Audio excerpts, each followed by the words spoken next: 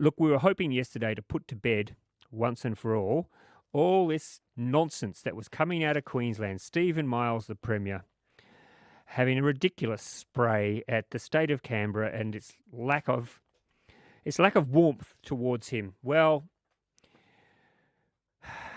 today Lethal Liesl they used to call her when she was swimming, because she was very good. I will say this. I'll preface my comments by saying she is a very good swimmer and won a lot of gold medals, and we all standed up and applauded her and said how wonderful she is. She decided to jump on the bandwagon today, and she said some stuff about Canberra, which I have to say was not very pleasant, and it wasn't very nice. And I know she was doing it on a commercial radio station where obviously they need to chase ratings, unlike us here at the ABC, where we never chase ratings and nobody cares what we say or what we do. It's one of the cushy things about working for the ABC. Liesl Jones said, and I quote, "In the middle of winter, Canberra is the most awful place to be. It's a terrible place to train and prepare for anything because it's the coldest place you'll ever go. It's not terribly inspiring, and every time you go there, they put you in the worst accommodation. The residence was once great, but it's now a bit of a hellhole," says Liesl Jones. Alicia Payne, can you believe it? What is wrong with these people? Good afternoon, Should Ross. we be outraged? Well, I'm very disappointed in the Premier's comments and those from Liesl because, first of all, this is our home and our community, and I don't think anyone should say things like that about a place that others call home. But it's worse still for a Premier to be talking about our nation's capital, because this is something that all Australians should be proud of and see ourselves reflected in. So I really wish that we could move on from this, because it is the only place in Australia that a politician can get away with having a go at, and even more so score political points for. And I think it's wrong. Yeah, is there some sort of an unwritten law that polis shouldn't diss on each other's cities or on each other's state or territory? There should be. Yeah, well, I honestly can't think of any other place that anyone would ever say something like that about the city. Maybe Perth. Certainly Adelaide. But other than that, what other cities do people diss on all the time? But this is something, growing up in Canberra, it's annoyed me my whole life. And then as a Member of Parliament, I see the attitude that these types of comments feed, though, and how this actually influences the way that people think about our city and are able to dismiss our community and its needs, but also not taking seriously the nation's capital and the significance that should have. I'm really proud that our government, the Albanese Labor government, sees this differently, and that we can see that the Prime Minister's chosen to live here with the public service and the diplomatic corps, that we have invested heavily in things like our national institutions, which again belong to all Australians. And I, as the chair of the National Capital and External Territories Committee, have just been working on an inquiry into fostering the significance of the nation's capital, where we have heard from wonderful, passionate Canberrans from sport, from the national institutions, from business, from community groups, about how we better promote all the things our great city has to offer and how we strengthen that significance even more. And when there are comments like this, it undermines all of that work and just feeds into this narrative that makes it harder for anyone to actually make our city even better. Do you think Alicia Payne, and by the way, I didn't introduce Alicia Payne properly. Of course, she's the Labor member here, one of the Labor members, member for Canberra in the ACT. Do you think, Alicia Payne, we're an easy target because we're the home of federal politics, or do you think people genuinely, like Stephen Miles and Liesl Jones, do you think they genuinely hate Canberra? I think it's the former. I think we are exactly that, an easy target as the centre of government, and it feeds into, it aligns with the arguments about about bashing on the public service as well, even though they have such an important role in our democracy and providing services all around the country. I think that often when people make these comments, they obviously haven't spent a lot of time here, or they haven't, done lots of the things that we have to offer. They might have only come here and, done work or not got out and about among all the great things that people that live here enjoy. And I think often people who haven't spent much time here say things like that, but most who do, they love it here. Apparently, you probably know this because you're well connected in political circles, but apparently the Premier has a nickname, Giggles. Have you heard this?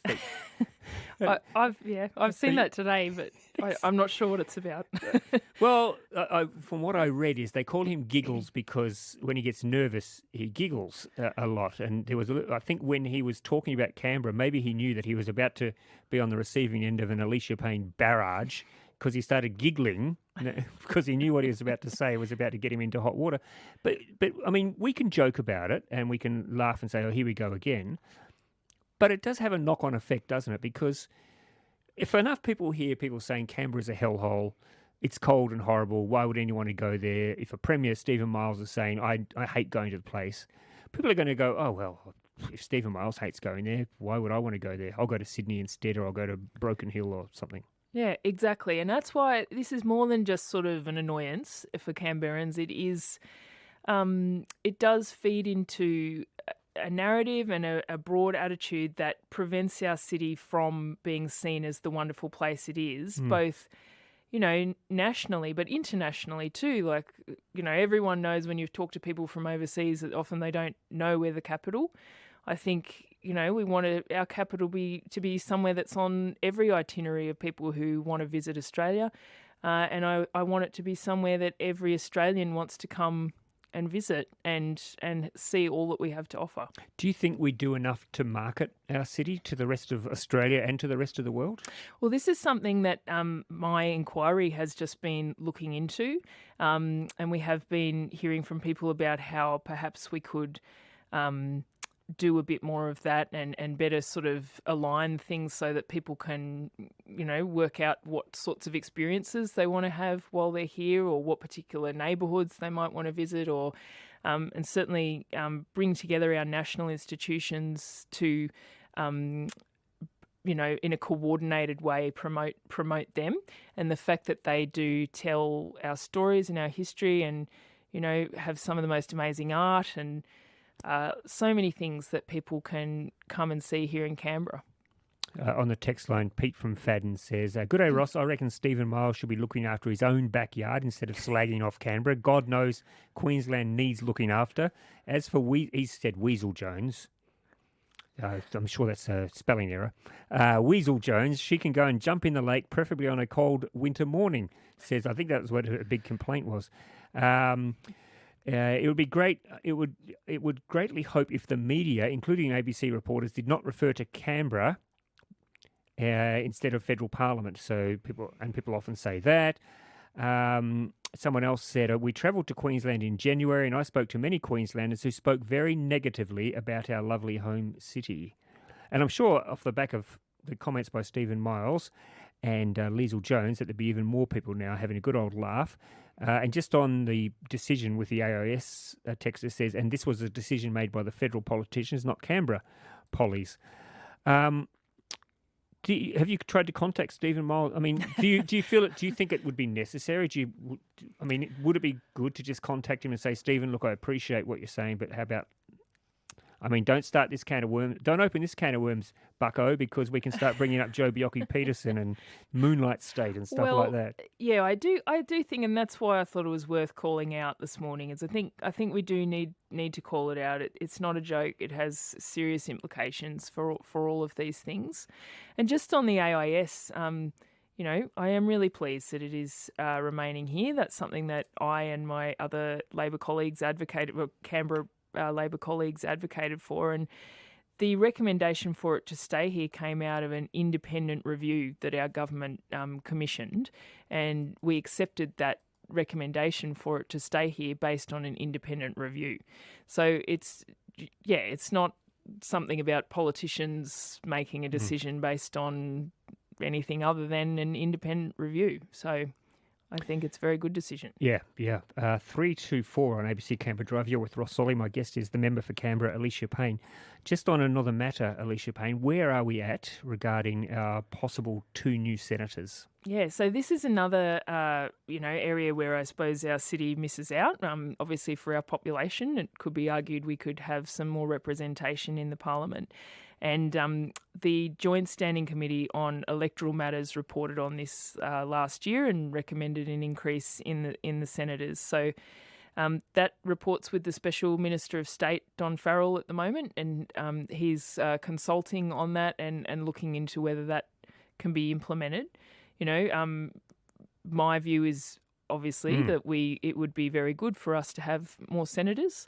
It is a sort of a complex issue as it needs to balance across the whole country and other numbers of representatives, but it's something that I hope we see happen. We need to get our skates on, don't we? Because I saw reports today that apparently there's a sneaky memo going around the place talking about an early election maybe this year.